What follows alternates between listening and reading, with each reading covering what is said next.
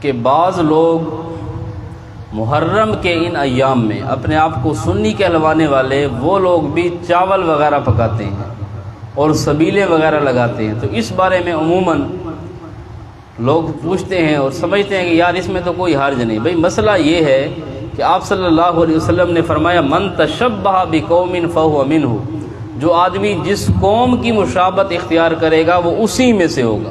اب آپ کے چاول اور یہ سبیلے ایک طرف رکھ دو، امام الانبیاء صلی اللہ علیہ وسلم مدینہ تشریف لے گئے تو وہاں پر یہودی روزہ رکھتے تھے۔ آپ صلی اللہ علیہ وسلم نے پوچھوایا کہ یہ روزہ کیوں رکھتے ہیں؟ وہ اس لیے پوچھوایا کہ آپ عالم الغیب نہیں تھے اور آپ حاضر ناظر بھی نہیں تھے۔ آپ نے پوچھوایا تو بتایا گیا کہ یا رسول اللہ اس دن فرعون غرق ہوا تھا، ہمیں نجات اور کامیابی ملی تھی، ہم بطور شکریہ کے شکرانے میں روزہ رکھتے ہیں۔ تو آپ صلی اللہ علیہ وسلم نے فرمایا نحن احق بموسیٰ، ہمارا حضرت موسیٰ علیہ السلام کے ساتھ تعلق تم سے زیادہ ہے، اگر حضرت موسیٰ کے نام پر تم روزہ رکھتے ہو تو ہم بھی رکھیں گے۔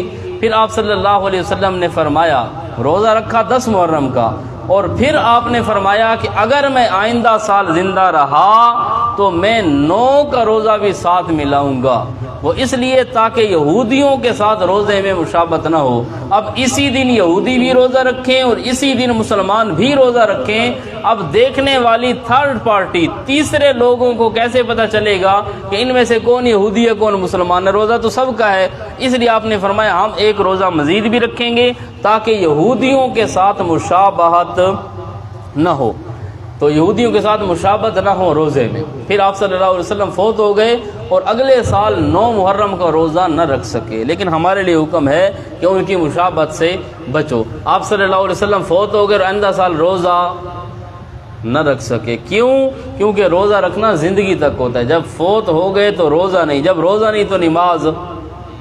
کچھ بے شرم کہتے الانبیاء واحیاء فی قبورہم یصلون، قبروں میں نمازیں پڑھتے ہیں۔ خدا کے بندے اللہ کے نبی ہوں یا دیگر انبیاء ہوں، وَاعْبُدْ رَبَّكَ حَتَّىٰ يَأْتِيَكَ الْيَقِينُ، یہ عبادتیں موت تک ہیں۔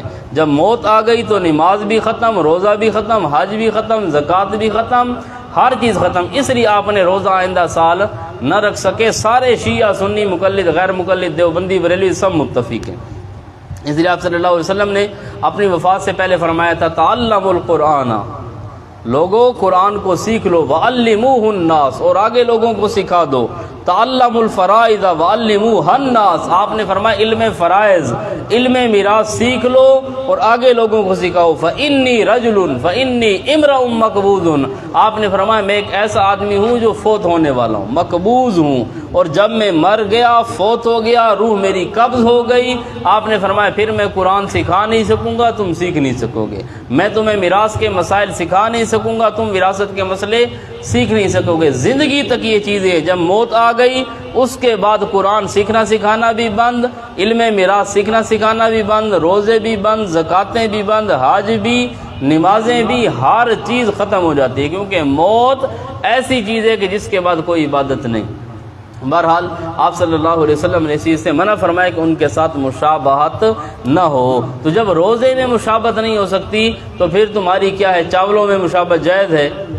اب وہ غیر اللہ کے نام پر سبیل لگائیں، نظر اللہ نیاز حسین، اور تم بھی سبیل لگاؤ، تم میں اور شیعہ میں فرق کیا ہوگا؟ اس لیے ان میں فرق رکھنے کے لیے آدمی اپنے آپ کو ان چیزوں سے بچائے۔ بھائی اللہ کے نام پر کرنے، تم نے صرف محرم رہ گئے، محرم کے علاوہ نہیں کر سکتے، اور تم یہاں پر سبیلیں لگا رہے ہو جہاں پر ہر آدمی کے گھر میں فریج موجود ہے۔